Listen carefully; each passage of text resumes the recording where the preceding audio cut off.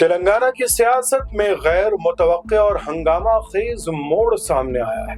मजलिस इत्तेहादुल मुस्लिमीन के सरबराह असदुद्दीन ओवैसी ने jubilee hills assembly हल्के के ज़िमनी इंतखाब में कांग्रेस उम्मीदवार नवीन यादव की खुलकर हिमायत का ऐलान कर दिया है। नवीन यादव से मुलाकात के बाद मीडिया से बात करते हुए ओवैसी ने कहा कि मजलिस इस हल्के से इलेक्शन नहीं लड़ेगी। उन्होंने कहा कि बीआरएस गुज़िश्ता 10 बरसों में मुकम्मल तौर पर नाकाम रही है। उनके पास वजीर आला और मकामी एमएलए होने के बावजूद जुबली हिल्स में कोई काबिल जिक्र तरक्की नहीं हुई। असदुद्दीन ओवैसी ने मजीद कहा कि बीआरएस का वोट बैंक तेजी से गिर रहा है। उन्होंने याद दिलाया कि असेंबली इंतखाबात में बीआरएस ने 37% वोट हासिल किए थे, जो पार्लिमानी इंतखाबात में कम होकर 15% रह गए हैं।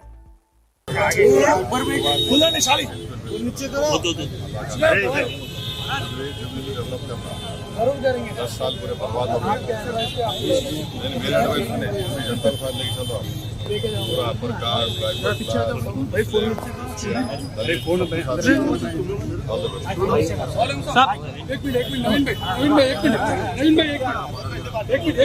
पार्टी के हमारे तमाम बड़े लोगों से, एमएलए से और जुबली हिल्स के सीनियर लीडर्स और वहाँ के कॉरपोरेटर और शरीफ साहब की फैमिली, हमारे जो लेट कॉर्पोरेटर हैं, हम लोग डिसाइड ये करें क्योंकि ये बाई इलेक्शन है और इस कांग्रेस गवर्नमेंट, रेवंत रेड्डी गवर्नमेंट को अभी 3 साल बाकी है और हमारा मानना ये है कि 10 साल जो बीआरएस के कैंडिडेट को मौका मिला, उनका सीएम था, इस कॉन्स्टिट्यूंसी को डेवलप नहीं कर सके और ये इस कॉन्स्टिट्यूंसी में 3,58,870 वोट यानी 3,98,785 के करीब वोटर्स है। हाँ, तो यहाँ पर डेवलपमेंट ज़रूरी है और जुबली हिल्स में डेवलपमेंट के लिए, क्योंकि अब ये बाई इलेक्शन है, ये रिज़ल्ट की वजह से तो कोई गवर्नमेंट गिरने वाली नहीं है ना, गवर्नमेंट बनने वाली है और 10 साल यहाँ की जनता ने बीआरएस कैंडिडेट को मौका दिया, वो कंप्लीट फेलियर साबित हुए। और दूसरी बात यह है कि ये बाई इलेक्शन नहीं होता था अगर बीआरएस लीडरशिप उनके लेट एमएलए को टिकट नहीं देती, क्योंकि 2023 में वो बीमार थे, सब जानते थे, मगर उसके बावजूद भी आप उनको टिकट दिए। तो यहाँ पर जो अभी इलेक्शन है, सेंटिमेंट क्या है? डेवलपमेंट का है। जुबली हिल्स डेवलपमेंट का सेंटिमेंट है। 3,98,000 वोटर्स का सेंटिमेंट है, एक कैंडिडेट का सेंटिमेंट नहीं है यहाँ पर। तो उम्मीद करते हैं कि यहाँ पर एक अच्छा डिसीजन आएगा जिससे जुबली हिल्स में इतने बड़े स्लम्स है, हर वार्ड में civic communities, sewerage line, storm water drain, anganwadi centres, hospital, खबरस्तान की ज़रूरत है। तो मैं समझता हूँ कि ये एक अच्छा मौका है इस कॉन्स्टिट्यूंसी को डेवलप करने का, क्योंकि 3 साल अभी है इस गवर्नमेंट का, ये बाई इलेक्शन है।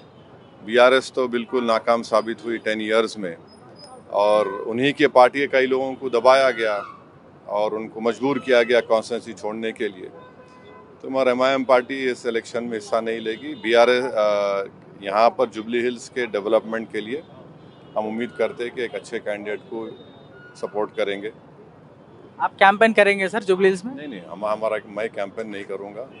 हम पार्टी का डिसीजन है, यह है कि जुबली हिल्स कॉन्स्टिट्यूंसी के डेवलपमेंट के लिए यहाँ की जनता को इंसाफ मिले और बीआरएस नाकाम साबित हुई। और एक बात यहाँ के वोटर्स को और तेलंगाना के तमाम वोटर्स को बात समझने की ज़रूरत है कि 2023 असेंबली इलेक्शंस में बीआरएस को वोट मिला था 37% वोट।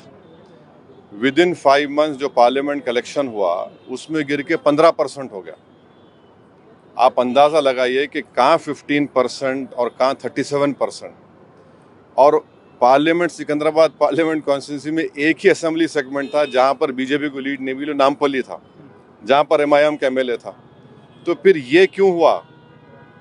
आप एक पार्लियामेंट सीट नहीं जीत सके और हमको इस बात का अप्रीहेंशन है कि बीआरएस का जो वोट गिर गया है वो बीजेपी को चला गया। तो इसलिए भी बहुत ज़रूरी है कि जुबली हिल में यहाँ पर बीजेपी को रोकने के लिए सब लोग मिलकर मेहनत करें।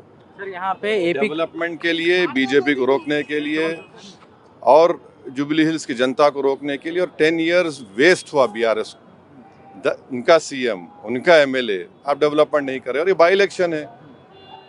सर यहाँ पे आपका कम्युनिटी जितना है उतना एपी के सेटलर्स भी बहुत ज़्यादा है, किधर किधर हर देखिए ये इलेक्शन डेवलपमेंट का है। मैं नवीन यादव को ये बोला कि आपकी कामयाबी ये होंगी कि आप हर समाज को साथ लेके चलो, चाहे अपर कास्ट हो, बैकवर्ड क्लास हो, माइनॉरिटीज़ हो, मुस्लिम्स हो, दलित्स हो, सबको लेके आगे बढ़िए।